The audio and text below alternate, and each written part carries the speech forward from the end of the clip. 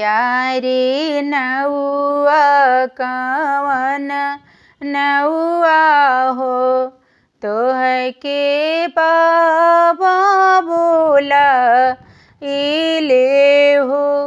अरे यारे नौआ कवन नौआ हो तोह के पापा बोला इले हो।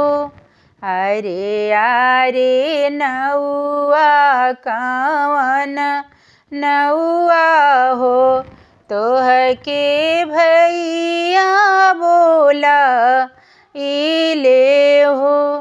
कांच सुपारी हरदी गठिया नागराने वाता पेठा अबहू हो।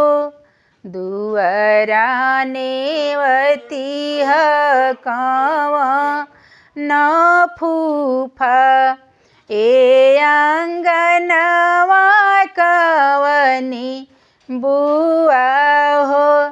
दुअराने वती कावा न फूफा ए आंगनवा अनिता बुआ हो।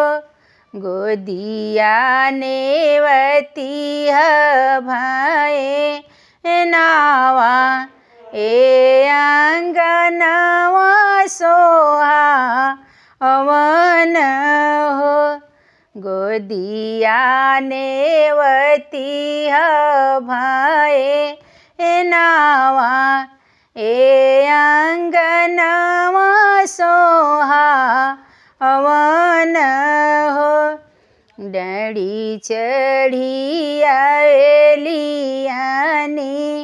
तबुआ ए घोड़ावा चढ़ी कवन फूफा हो।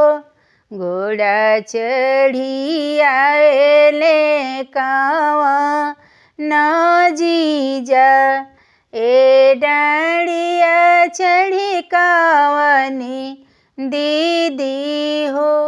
गोदिया में आवेले भाए नावा ए आंगनवा सोहा अवन हो। गोदिया में आवेले भाए नावा ए आंगनवा सोहा अवन हो।